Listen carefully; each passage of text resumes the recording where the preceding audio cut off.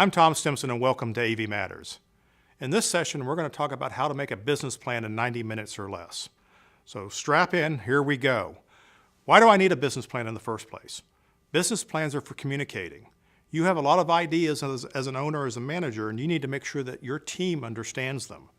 You have financial goals, you have business goals, you have customer goals, you have marketing goals. How do we express those things so that everybody is on the same page and moving forward? And sometimes we have to explain to our bankers or our financiers what it is that we're up to, and they keep asking for something called a business plan. It sounds like a daunting task, but we're going to try and make it easier. First of all, you have a business plan right now. You may not know what it is because you haven't written it down. We're going to start from there. If we start with your existing business plan, it's much easier to build a plan for the future if you know where you are now. So here we go, 90-minute business plan. Here's how we start. The first thing you want to do is explain what your business model is. How do you make money?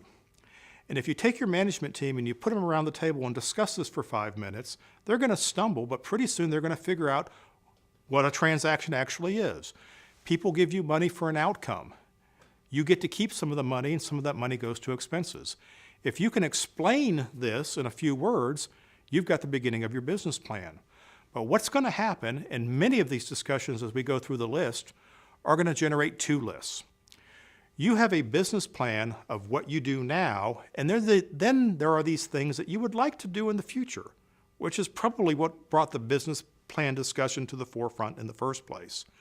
So as you build the list that talks about your business model and how you make money, talk about how do you make money now, and how do you want to make money in the future. Maybe there's a different type of revenue, or a different type of business or division that you plan on starting.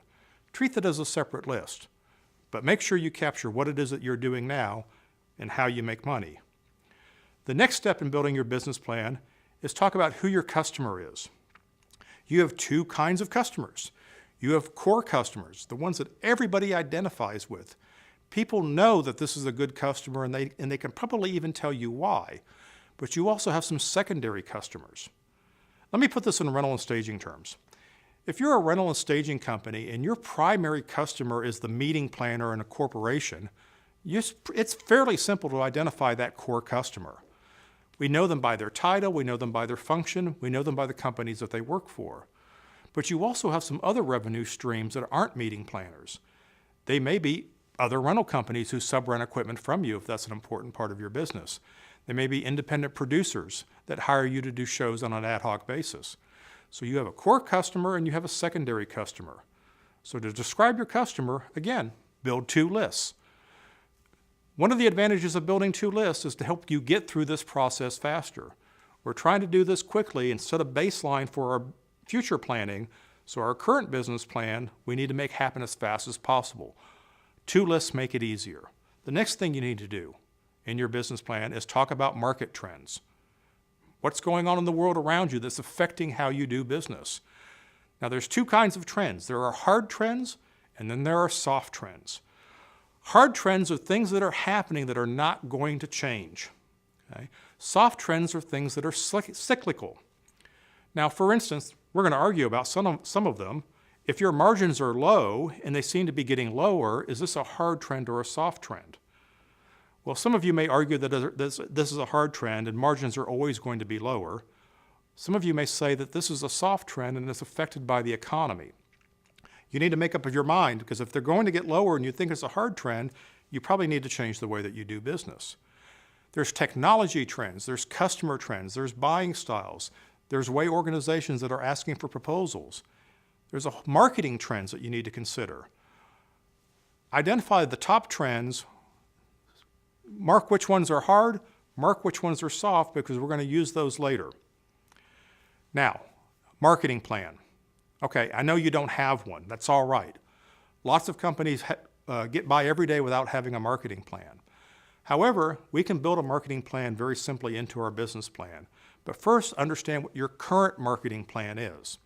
So as you talk about marketing plans, even though you've never written one down, understand that you do have a marketing plan. The simplest marketing plan of all is I have a phone number and I answer the phone. Okay? But if you have a website, that's part of your marketing plan. Does it need to be updated? Then that's something that we need to do in the future.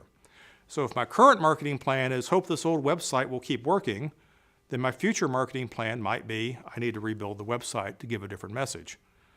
So current marketing plan and future marketing plan, make two lists about what you would like to be in marketing and what you're currently doing. The next step in this business planning process is I want you to list out, and this is going to be painful, 12 months of successes and failures. Don't go back any further than 12 months. One, your memory is bad, and two, things that happened more than 12 months ago really probably don't matter anymore. So in the past year, you've had some successes. Let's list them out. It's nice to celebrate them again, but the reason they're successes is you did something right, and we need to figure out what that is so that we can duplicate that in the future. You also had some failures. You did something wrong. Let's figure out what that was so that we can avoid that in the future. A lot of our business plan is going to revolve around capitalizing on our successes and avoiding the failures. Okay? The next thing that you're going to talk about after you go through that painful process of successes and failures is financial budgets. Now, you have some key metrics. You've got some financial planning stuff that you've done on a regular basis. Hopefully you at least look at P&Ls every month. You need to identify what the key performance indicators for your organization are and how they've changed over the past 12 months. In other words, what are the trends on your numbers? Okay? If we know where we've been, then we can talk about our budgets for the future. And at the end of the day, that's what business planning is all about. What do I want my future to look like, and what is it going to take to get there? So if I look at my financial results and find out what they've been doing, I can reasonably make assessments about what I could do in the future. Let's take a simple number, net profit. Now, net profit isn't the be-all and end-all for financial planning. It is an important number, though. If your net profit has been 5% and you feel it can be 6%, then what do you have to change in the future to get to that 6% number? Right? If you treat net profit as an outcome, then you will settle for whatever your processes lead to a net profit. If you treat your net profit as a result that you control, then you're going to manage the expenses and manage the revenues to make sure that you get the net profit that you want. I tell my clients, you can make any net profit you desire, you just have to be willing to make the sacrifices that go with it. So we look at our finances from the back in a backwards-looking view, and then we look at our finances in a forward-looking view about what we want to have. If I take all of these results, my business model, who's my customer, what are the market trends, what are my successes and failures, what are my financial results, and what is my financial future, I have a business plan. And I can take all of those things and describe the future company that I want to be 12 months from now, and what subtle or drastic changes I want to have occur over the next 12 months. You can do this all in 90 minutes if you focus. Good luck. I'm Tom Stimson. Thanks for watching.